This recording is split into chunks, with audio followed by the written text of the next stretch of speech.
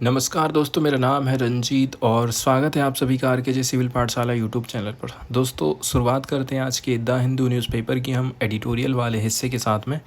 सबसे पहले जो आर्टिकल आज डिस्कस किया जाएगा वो कंस्ट्रक्शन वर्कर से रिलेटेड है। कंस्ट्रक्शन वर्कर हमारे देश के जो कि ईंटा गारा के काम में लगे हुए हैं, मजदूर लोग, मिस्त्री लोग, राजमिस्त्री लोग, ये अपनी लाइफ में कौन कौन सी चुनौतियों का सामना कर रहे हैं, सरकार के द्वारा क्या क्या स्कीम चलाई जा रही हैं और आगे हमें क्या करने की ज़रूरत है, इसके ऊपर ये आर्टिकल फोकस करता है। ये आर्टिकल हमें बताता है कि वेलफेयर स्कीम्स के कारण कामगारों में काम करने की इच्छा कम हो जाती है। वेलफेयर स्कीम कौन सी हो सकती हैं? जैसे कि काम के दौरान, मतलब जब काम नहीं लगा है इनको, उस समय में भत्ता दे दिया जाना, या फिर डायरेक्ट मंथली इनको यदि इनकम होने लगे सरकार की तरफ से, तो राइटर का कहना है इससे कामगारों में काम करने की इच्छा कम हो जाती है। लेकिन ये चीज़ कहना एकदम ओवर सिंप्लीफिकेशन हो जाता है। असल में कंस्ट्रक्शन लेबरर्स, निर्माण मजदूरों को कई सारे स्ट्रक्चरल इश्यूज का सामना करना पड़ता है जो उनकी काम की स्थिति को अस्थिर बना देता है। कंस्ट्रक्शन सेक्टर की हम चर्चा कर रहे हैं और यहाँ जो मजदूर लोग काम कर रहे हैं उनकी क्या क्या समस्या है। भारत में कंस्ट्रक्शन सेक्टर बहुत तेज़ी के साथ में बढ़ रहा है। ये देश की जीडीपी में लगभग 9% का योगदान देता है और 2025 तक $1.5 ट्रिलियन होने की संभावना है इसके बिजनेस की। 2030 तक इसमें लगभग 3 करोड़ मजदूरों के काम करने की उम्मीद है। वहीं यदि अब हम बात करें, हाल ही में लार्सन एंड टर्बो के चेयरमैन एन सुब्रमण्यम ने ये चिंता जताई थी कि लेबर शॉर्टेज बढ़ रही है। उन्होंने ये कहा कि कई सारे जो मजदूर से रिलेटेड वेलफेयर स्कीम्स हैं, इन्हीं के चलते चलते ऐसा हो रहा है। वेलफेयर स्कीम की वजह से काम करने के लिए रिलोकेट नहीं हो रहे हैं, मतलब गांव से शहर की तरफ वो लोग नहीं जा रहे हैं, क्योंकि ये योजनाएं उन्हें फाइनेंशियल सिक्योरिटी दे रही हैं। लेकिन ये सोच ओवर सिंप्लीफिकेशन है। केवल कल्याणकारी योजनाओं के कारण ही मजदूर रिलोकेशन से बच रहे हैं, ऐसी सच बात नहीं है ये। असल में मजदूरों को कई बड़ी समस्याओं का सामना करना पड़ जा रहा है, जिसके चलते चलते वो लोग फिर से अपने काम में वापस नहीं लौट पा रहे हैं। कंस्ट्रक्शन वर्कर्स बहुत सारी कठिनाइयों से होकर के गुजरते हैं, जैसे कि एम्प्लॉयमेंट इनको रोज़ नहीं मिलता है। आज काम मिल गया है, हो सकता है 10 दिन तक काम ना मिले, 2 दिन बाद काम मिले। इस प्रकार से इनका काम, क्योंकि कंस्ट्रक्शन का जो काम है जगह जगह चल रहा है, ठीक है, बेरोजगारी बढ़ती जा रही है, तो कितने लोगों को कंस्ट्रक्शन का काम भी मिल पाएगा? बहुत कम लोगों को मिल पाता है। जिनकी जान पहचान हो जाती है उनको फिर काम मिलते रहता है। कंस्ट्रक्शन वर्कर विशेष रूप से माइग्रेंट लेबरर्स को बहुत ही अस्थिर रोजगार परिस्थिति का सामना करना पड़ता है। उन्हें फ्रिक्वेंट रिलोकेशन करना पड़ता है। यहाँ काम नहीं मिला तो क्या करना पड़ेगा? दूसरी जगह जाना पड़ेगा। दिक्कत वाली बात यह हो जाती है। जॉब इनसिक्योरिटी रहती है। इनकंसिस्टेंट वेलफेयर बेनिफिट्स हैं, मतलब खाली आज काम करोगे उतने का ही पैसा मिलेगा। ऐसा नहीं है कि बाद में आप 60 साल के हो जाओगे तो आपको पेंशन मिलेगी या फिर मेडिकल की सुविधा हम आपको देंगे, ऐसा कुछ भी नहीं रहता है। वर्किंग कंडीशन इनकी बहुत ज़्यादा ख़राब रहती है। कई सारे कानून आए हैं कंस्ट्रक्शन वर्कर्स के लिए। तो भारत में building and other construction worker act 1996 चलता है, जिसके अंतर्गत निर्माण मजदूरों के लिए कुछ वेलफेयर स्कीम चलाई गई हैं। जैसे लगभग 5.5 करोड़ मजदूर स्टेट कंस्ट्रक्शन बोर्ड में रजिस्टर्ड हैं, ठीक है। लगभग कितने लोग रजिस्टर्ड हो चुके हैं? फिर इन बोर्ड्स ने 70,000 करोड़ का टैक्स इकट्ठा किया है, जिसे मजदूरों के कल्याण पर खर्च किया जाना चाहिए। लेकिन ये पैसा यूटिलाइज नहीं किया जा रहा है, क्योंकि इसमें बहुत सारी प्रॉब्लम्स हैं। सेकेंड नंबर में आ जाता है डॉक्यूमेंटेशन बैरियर। मजदूरों के लिए वेलफेयर बेनिफिट्स का लाभ उठाना कोई आसान नहीं रहता है। इसके लिए उनके पास में डॉक्यूमेंट चाहिए। आइडेंटिटी प्रूफ लेकर के आओ, डेट ऑफ बर्थ लेकर के आओ, रेसिडेंस का प्रूफ लेकर के आओ। लेकिन माइग्रेंट लेबर के पास परमानेंट एड्रेस नहीं होता है, जिससे वो बर्थ सर्टिफिकेट, रेंटल में एग्रीमेंट जैसे दस्तावेज प्राप्त नहीं कर पाते हैं। दिक्कत यहाँ पर ये खड़ी हो जाती है। इसके अलावा उन्हें एम्प्लॉयमेंट सर्टिफिकेट देना पड़ता है जो ये साबित करे कि उन्होंने साल में 90 दिन काम किया है। एम्प्लॉयर ये सर्टिफिकेट देने में असमर्थ होते हैं। कॉन्ट्रैक्टर भी इसमें रुचि नहीं लेते हैं। अलग अलग राज्यों में वेरिफिकेशन अलग अलग होता है। वेलफेयर फंड्स का गलत मैनेजमेंट। स्टेट गवर्नमेंट के द्वारा BOCW एक्ट के अंतर्गत 1 से 2% से इकट्ठा किया जाता है, लेकिन 2023 की पार्लियामेंट्री कमेटी रिपोर्ट के हिसाब से देखा जाए तो 75% फंड अभी भी यूटिलाइज नहीं हुआ है। इसके अलावा मजदूरों की जानकारी अलग अलग राज्यों में बिखरी हुई है। इसके अलावा वेरिफिकेशन प्रोटोकॉल्स उतने बढ़िया नहीं हैं। रजिस्ट्रेशन प्रोसेस भी काफ़ी कॉम्प्लेक्स है। अब हम बात करते हैं वेलफेयर बेनिफिट्स की इनएक्सेसिबिलिटी, मतलब लाभ प्राप्त करने में क्या क्या कठिनाइयों का ये लोग सामना कर रहे हैं। पहले नंबर की बात तो ये है, मकान मालिक ने कभी पैसा दे दिया है, कभी नहीं दिया है, बोल रहा है 2 दिन बाद लेके जाना, 1 हफ्ते के बाद लेके जाना, और फिर जो मजदूर लोग हैं वो उसका कुछ नहीं उखाड़ पाते, मतलब वो उसके खिलाफ में कोई कार्यवाही नहीं कर पाते हैं। डिजिटल पब्लिक इंफ्रास्ट्रक्चर की कमी के कारण पैसों का रैपिड डिसबर्समेंट नहीं हो पाता है। तुरंत पैसा उनके पेटीएम फ़ोन पे वो कर दें, लेकिन पेटीएम फ़ोन पे हर कोई वर्कर आज के टाइम में यूज़ नहीं कर रहा है। इसके अलावा जब एक राज्य से दूसरे राज्य में जाते हैं तो उनकी वेलफेयर एलिजिबिलिटी समाप्त हो जाती है। एग्जाम्पल के तौर पर अगर कोई मजदूर हरियाणा BOCW एक्ट में रजिस्टर है, बोर्ड में रजिस्टर है, और दिल्ली चले जाएं तो उसे वहाँ का लाभ नहीं मिलेगा। इसका क्या समाधान हो सकता है, क्या इसके प्रपोज्ड सॉल्यूशन है? तो देखिए, पहले नंबर की बात है यूनिफाइड नेशनल लेबर आइडेंटिफिकेशन हमें लाना पड़ेगा। 1 नेशन 1 राशन कार्ड के जैसे 1 नेशन 1 लेबर ID बनाना है। BOCW रजिस्ट्रेशन को ई-श्रम के साथ में जोड़ना है। इससे मजदूर किसी भी राज्य में वेलफेयर बेनिफिट्स के जो लाभ है उसको प्राप्त कर पाएंगे। डिजिटल प्लेटफार्म के जरिए वेलफेयर स्कीम को आसान बनाना। स्टेट गवर्नमेंट को ओपन सोर्स डिजिटल प्लेटफार्म अपनाना चाहिए। एक सेंट्रलाइज्ड पोर्टल भी हो, वेबसाइट हो, जिससे आधार सीडिंग के माध्यम से ऑटोमेटेड वेरिफिकेशन होते रहेगा। इससे मजदूरों को रियल टाइम ट्रैकिंग में मदद भी मिलेगा। तो ये सारे कदम काफ़ी इम्पोर्टेंट हो जाते हैं। डॉक्यूमेंटेशन प्रोसेस को काफ़ी हमें आसान बनाने की ज़रूरत है। अल्टरनेटिव प्रूफ, ये नहीं है तो दूसरी ID दे दो। वेरिफिकेशन के प्रोटोकॉल को भी सरल करना है। 1 साइट कैंप्स के माध्यम से मजदूरों का बल्क रजिस्ट्रेशन हमको करना पड़ेगा। स्किलिंग प्रोग्राम और वर्क कंडीशन में कैसे करके हम सुधार ला सकते हैं? तो देखिए, स्किल डेवलपमेंट में निवेश किया जाए जिससे मजदूरों की प्रोडक्टिविटी और रिटेंशन में बढ़त हो सके। इसके अलावा मजदूरों को safe and dignified work environment provide करना चाहिए। एंड कंस्ट्रक्शन फर्म्स को स्किलिंग इनिशिएटिव और वर्क प्लेस स्टैंडर्ड में सुधार लाने की ज़रूरत है। वे फॉरवर्ड में हम बोल सकते हैं कि लेबर शॉर्टेज को हल करने के लिए केवल मजदूरों को आपको दोष नहीं देना चाहिए, सिस्टमेटिक बैरियर को आपको समझना पड़ेगा। मजदूरों को वेलफेयर बेनिफिट्स तक आसान पहुंच मिलनी चाहिए। एम्प्लॉयमेंट कंटिन्यूटी सुनिश्चित करने के लिए बेहतर हमें योजना बनाना पड़ेगा। सरकार और निजी कंपनियों को मिलकर के स्किल डेवलपमेंट और वर्कर के अधिकारों को मजबूत करने की ज़रूरत है। अगला वाला जो एडिटोरियल यहाँ पर हम डिस्कस करेंगे दोस्तों, ये भारत और अफ़गानिस्तान के रिलेशन को बताता है। हाल फिलहाल में देखा जाए, हम अफ़गानिस्तान में देखे हैं सत्ता परिवर्तन हुआ है, तख्ता पलट हुआ है। चुनी हुई सरकार को ख़त्म करके तालिबान यहाँ पर फिर से शासन अपना लागू कर दिया है। तालिबान के साथ में अब भारत को अपने रिलेशन कैसे रखना चाहिए, इसके ऊपर ये आर्टिकल फोकस करता है। भारत धीरे धीरे तालिबान के करीब आ रहा है। हाल की रिपोर्ट के मुताबिक प्राइम मिनिस्टर नरेंद्र मोदी तालिबान सरकार को नई दिल्ली में अपना राजदूत नियुक्त करने की अनुमति देने वाली है। लेकिन भारत और तालिबान के बीच में रिश्ता हम देख रहे हैं वो बढ़ते जा रहा है। तो कितना फ़ायदा इससे हमें मिलेगा?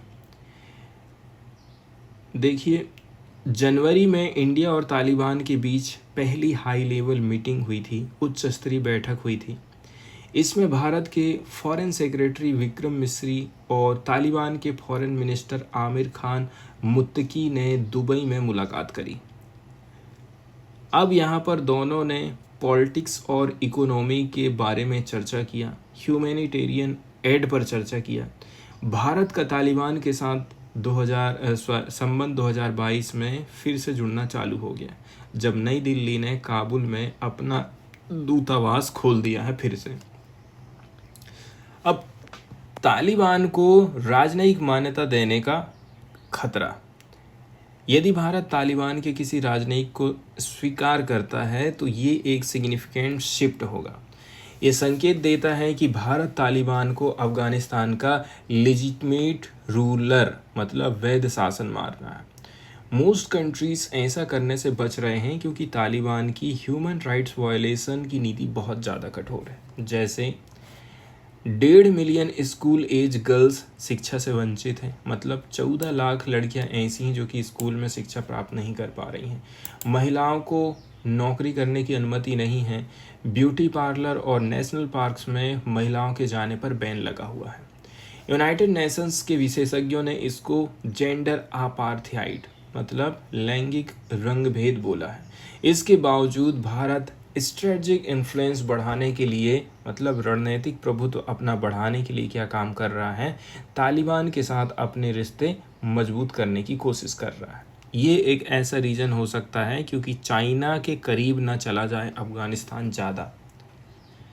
चीन की तेज़ी से बढ़त। चीन ने पहले ही भारत से आगे बढ़कर के तालिबान के साथ डिप्लोमेटिक रिलेशन मजबूत कर लिए हैं। चीन ने तालिबान एनवॉय को एक्सेप्ट किया, अफगानिस्तान में इंफ्रास्ट्रक्चर प्रोजेक्ट में निवेश किया, बेल्ट एंड रोड इनिशिएटिव में तालिबान को जोड़ने की योजना भी वो बना रहा है। मतलब तालिबान पूरी तरह से चीन के स्फीयर ऑफ इन्फ्लुएंस में आ सकता है।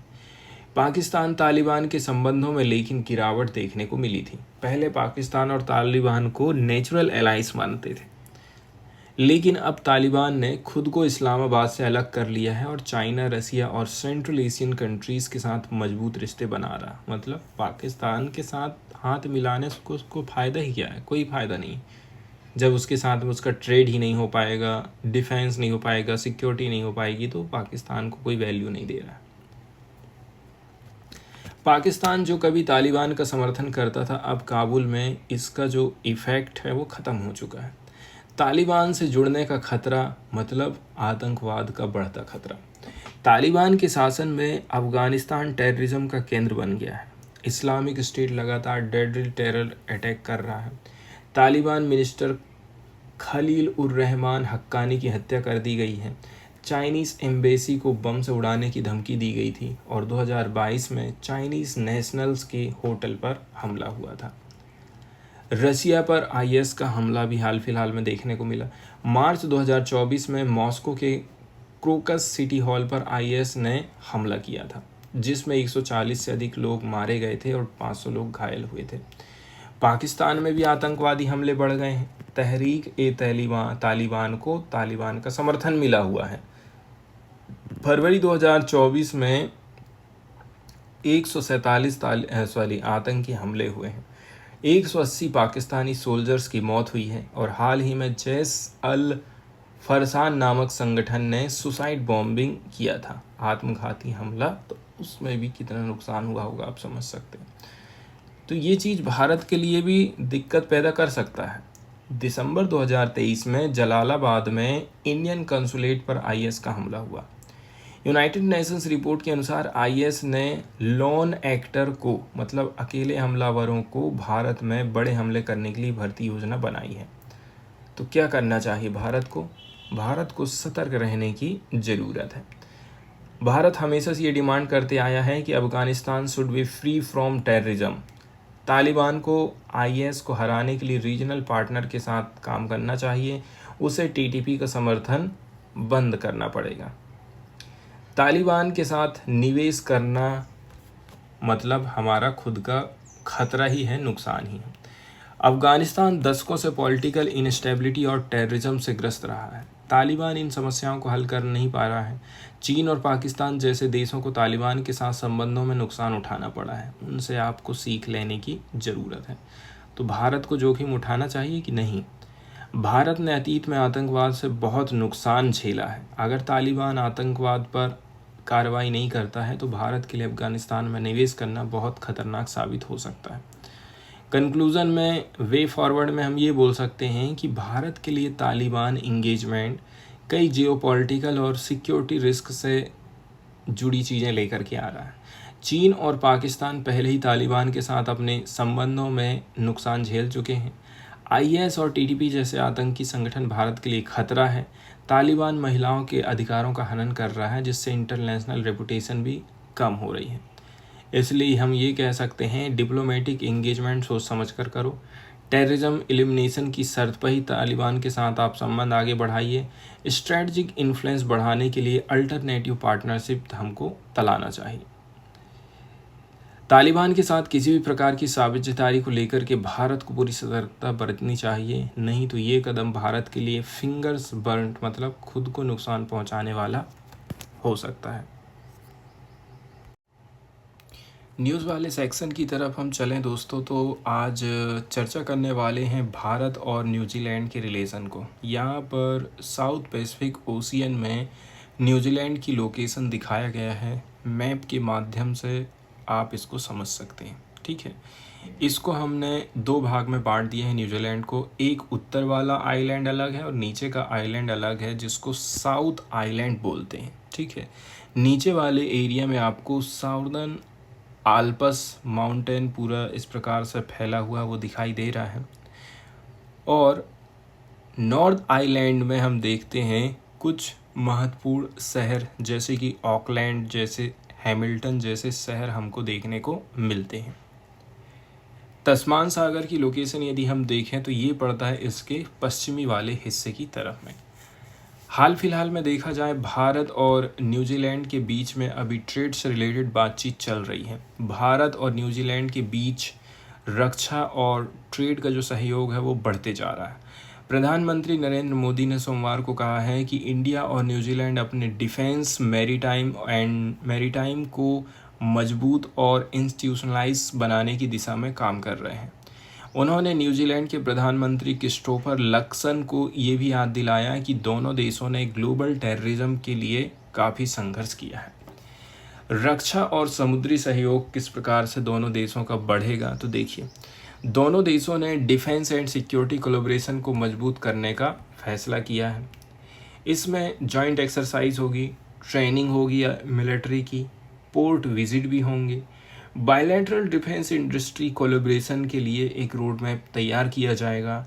इंडियन नेवी और न्यूजीलैंड नेवी भारतीय महासागर में कंबाइंड टास्क फोर्स 150 के अंतर्गत मैरीटाइम सिक्योरिटी पर काम कर रही है। इसके अलावा व्यापार और आर्थिक सहयोग की बात करें तो भारत और न्यूजीलैंड ने mutually benefit free trade agreement के ऊपर बातचीत चालू कर दिया है। बायलैटरल ट्रेड और इन्वेस्टमेंट को बढ़ावा देने की संभावनाएं हैं। डेयरी, फूड प्रोसेसिंग और फार्मा जैसे क्षेत्रों में आपसी सहयोग और निवेश को बढ़ावा दिया जाएगा। अब चर्चा करते हैं आतंकवाद को कैसे करके दोनों देश खत्म करने की दिशा में आगे बढ़ रहे हैं। भारत और न्यूजीलैंड दोनों आतंकवाद के खिलाफ हैं। मुंबई का जो 26/11 का अटैक हुआ था और क्राइस्ट चर्च अटैक हुआ था 15 मार्च 2019 को, मतलब भारत ने भी झेला है, न्यूजीलैंड ने भी झेला, इसलिए दोनों देश मिलकर के काम करेंगे। साथ ही साथ खालिस्तान समर्थक गतिविधियों पर भारत की चिंता भी हमको देखने को मिली। जो प्रो खालिस्तान एक्टिविस्ट हैं, मतलब खालिस्तान समर्थक कार्यकर्ता, न्यूजीलैंड में सिख होमलैंड के लिए ऑनलाइन रेफरेंडम बना रहे हैं, ऑनलाइन जनमत संग्रह तैयार कर रहे हैं। भारत ने न्यूजीलैंड गवर्नमेंट को ये बताया है कि ये तत्व फ्रीडम ऑफ स्पीच और डेमोक्रेटिक फ्रीडम का मिसयूज कर रहे हैं। इंडियन डिप्लोमेट को धमकाने, टेरर ग्लोरिफिकेशन जैसी गतिविधियों पर भारत ने चिंता जताई है। मिनिस्ट्री ऑफ एक्सटर्नल अफेयर के सेक्रेटरी ईस्ट जयदीप मजूमदार ने बोला है कि न्यूजीलैंड सरकार भारत की चिंताओं को काफ़ी गंभीरता के साथ में ले रही है। न्यूजीलैंड का भारत के साथ कूटनीतिक संबंध मजबूत करने का वादा किया गया है कि हम जो है स्ट्रेटजिक पार्टनरशिप को और भी ज़्यादा मजबूत करेंगे। न्यूजीलैंड के प्राइम मिनिस्टर क्रिस्टोफर लक्सन ने कहा है कि उनका देश भारत में डिप्लोमेटिक प्रेजेंस को 60% तक बढ़ा देगा। उन्होंने इंडियन कम्युनिटी इन न्यूजीलैंड की सराहना करी। भारतीय समुदाय न्यूजीलैंड का तीसरा बड़ा एथनिक ग्रुप माना जाता है। भारत न्यूजीलैंड के लिए सबसे बड़ा स्किल्ड माइग्रेंट्स प्रोवाइड करता है और दूसरा सबसे बड़ा इंटरनेशनल स्टूडेंट का स्रोत भी इंडिया ही है। इसके अलावा 3 लाख कीवी इंडियंस न्यूजीलैंड के विकास में महत्वपूर्ण योगदान दे रहे हैं। फ्री ट्रेड एग्रीमेंट के ऊपर भी बातचीत हुई है। तो देखिए, रविवार को न्यूजीलैंड और इंडिया ने कम्प्रहेंसिव फ्री ट्रेड एग्रीमेंट के ऊपर बातचीत चालू कर दी है। क्रिस्टोफर लंगसन ने कहा है कि व्यापार के जरिए दोनों देशों की इकोनॉमी मजबूत होगी। इससे जॉब और हायर इनकम्स के अवसर बढ़ने वाले हैं। वे फॉरवर्ड में हम बोल सकते हैं कि इंडिया और न्यूजीलैंड के बीच ये नई साझेदारी डिफेंस, सिक्योरिटी, ट्रेड, डिप्लोमेसी में गहराई ला रही है। टेररिज्म के खिलाफ एकजुटता जरूरी है। प्रो खालिस्तान एक्टिविटीज़ पर कड़ा रुख चाहिए और FTA पर बातचीत दोनों देशों के संबंधों को नए स्तर पर लेके जाने वाली है। अगला जो न्यूज़ वाला सेक्शन है ये हमारा कुनो नेशनल पार्क से जुड़ा हुआ है। हाल फिलहाल में देखा जाए कुनो नेशनल पार्क बहुत ज़्यादा न्यूज़ में रह रहा है, इसलिए इससे जुड़ी कुछ बेसिक जानकारी को देखना ज़रूरी है। कुनो नेशनल पार्क मध्य प्रदेश के शिवपुरी डिस्ट्रिक्ट में लोकेटेड है। इसकी स्थापना हुई थी 1981 में as a wild life sanctuary के तौर पर, मतलब शुरू में ये वन्यजीव अभ्यारण्य के रूप में स्थापित हुआ था। फिर इसके बाद 2022 में इसको बना दिया गया नेशनल पार्क, मतलब राष्ट्रीय उद्यान का इसको दर्जा दे दिया गया। जियोग्राफी एंड इकोलॉजी की बात करें तो कुनो राष्ट्रीय उद्यान विंध्याचल पर्वत श्रृंखला में लोकेटेड है।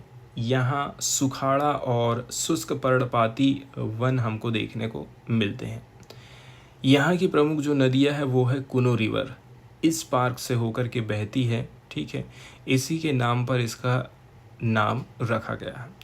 मेजर वाइल्ड लाइफ की बात करें तो चीता 2022 में प्रोजेक्ट चीता के तहत नामीबिया और साउथ अफ्रीका से चीता को यहाँ छोड़ा गया। ये भारत में चीतों का दोबारा बसाने का पहला प्रयास है। अन्य प्रजातियों में लायन है, मतलब एशियाटिक लायंस की एक वैकल्पिक निवास स्थान के रूप में चुना गया, लेकिन योजना सफल नहीं हो पाई। तो क्या क्या है यहाँ? तेंदुआ है, भालू है, चीतल, सांभर, नीलगाय है।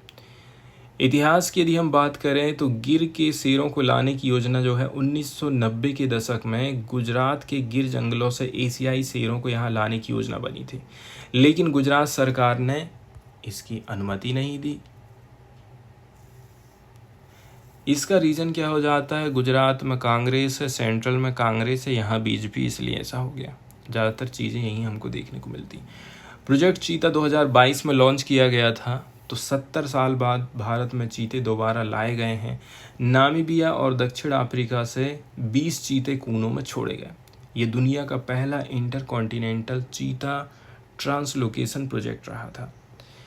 चैलेंजेस की यदि हम बात करें तो चीतों का जो मॉर्टेलिटी रेट है वो हाई है। पर्याप्त शिकार यहाँ पर नहीं मिल पा रहा है। ह्यूमन वाइल्ड लाइफ कॉन्फ्लिक्ट हो रहा है।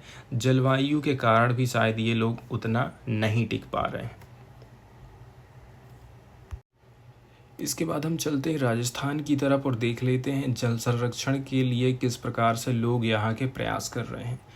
राजस्थान के दौसा जिले में जल संरक्षण की मिसाल हमको देखने को मिली है कमलेश कुमार मीणा के द्वारा। राजस्थान के दौसा जिले के बागपुरा गांव के किसान कमलेश कुमार मीणा ने वाटर कंजर्वेशन की एक प्रेरणादायक मिसाल प्रस्तुत करी है। उन्होंने बारिश के पानी को संचित करने के लिए, इकट्ठा करने के लिए एक तालाब खोदने का साहसिक निर्णय लिया, जिससे उनकी गेहूं और सब्जियों की खेती में ज़बरदस्त उन्नति हुई है। ये गांव उन क्षेत्रों में आता है जिन्हें डार्क जोन घोषित किया गया है, क्योंकि यहाँ ग्राउंड वाटर लेवल में बहुत ज़्यादा गिरावट है। जल संरक्षण की क्रांतिकारी पहल की बात करें तो कमलेश कुमार मीणा द्वारा खुदवाया गया 25 लाख लीटर कैपेसिटी वाला तालाब है। रेन वाटर हार्वेस्टिंग का एक बेहतरीन एग्जाम्पल है। 2 साल पहले छारेड़ा पंचायत में इस पहल के तहत 12 तालाबों का निर्माण किया गया था। कृषि उत्पादन में वृद्धि हो रही है। मीणा की 6 बीघा भूमि पर अब साल भर फसलें उग रही हैं। आय में वृद्धि हो रही है, मतलब वार्षिक आय कई गुना बढ़ गई है। सिंचाई के लिए स्थायी उनको पानी का सोर्स मिल गया है। तो छारेड़ा, बागपुरा, खातीवाली ढाड़ी और लाडली का बांस गांव में अब तक 250 से अधिक तालाबों का निर्माण किया जा चुका है। इस पहल ने छारेड़ा पंचायत को जल संरक्षण में एक मॉडल पंचायत के रूप में तैयार कर दिया है। ये आखिर हुआ कैसे करके संभव? तो इनको भी जो है प्रेरित किया गया है। जैसे इस अभियान की शुरुआत IIT खड़गपुर के पूर्व छात्र विप्र गोयल ने करी थी। किसानों को भूजल के अत्यधिक दोहन से हटा करके रेन वाटर हार्वेस्टिंग की तरफ वो ले जाना चाहते थे। किसानों की ज़मीन के 5% हिस्से में 10 से 20 फीट गहरे तालाब खुदवाना ताकि बारिश का पानी उसमें संचित हो सके। इस प्रकार से अभी तो ये सूख गया है। विप्र गोयल ने किसानों को जागरूक करने के लिए ग्राम सभाएं करी, ऊंट गाड़ी जिसको कैमल आर्ट रैलीज बोलते हैं, घर घर जाकर के उन्होंने सर्वे किया। पंचायत के पदाधिकारी और किसान नेताओं की सहायता से किसानों को इस पहल के लिए प्रेरित भी किया। वहीं यदि हम बात करें तो ग्राउंड वाटर क्राइसिस कितना है हमारे देश में। इस क्षेत्र में भूजल स्तर 900 से 1200 फीट तक गिर चुका है, सोचिए आप, जो कि अत्यधिक दोहन के कारण हो रहा है। भूजल में आर्सेनिक और फ्लोराइड जैसे हानिकारक तत्वों की अधिकता हो गई है, जिसके कारण ये सिंचाई का भी कोई काम नहीं रह जाता। 65% वर्षा जल पहले से बेकार बह जाता था, लेकिन अब 30 करोड़ लीटर भूजल का संरक्षण किया जा रहा है।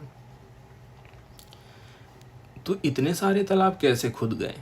CSR फंड के अंतर्गत निजी कंपनियों ने भी काफ़ी हेल्प करी है। सरकारी योजनाएं भी थी, जैसे ग्रामीण विकास और पंचायती राज विभाग की योजनाएं हैं ना, उसके अंतर्गत भी तालाब खुदवाए गए हैं। किसानों का खर्चा 0। इस परियोजना में किसानों को कोई वित्तीय खर्च नहीं उठाना पड़ा था। पहले किसान केवल बारिश के समय में फसल बोते थे, उनकी आय 20,000 प्रति हेक्टेयर थी। अब तालाबों की मदद से वो लोग गेहूं भी बो दे रहे हैं, चना भी बो दे रहे हैं। 250 किसान परिवारों की कुल वार्षिक आय 5 करोड़ हो चुकी है। खेती का नया मॉडल, अब जीविका खेती से हटकर के लोग कैश क्रॉप फार्मिंग के ऊपर आगे बढ़ रहे हैं।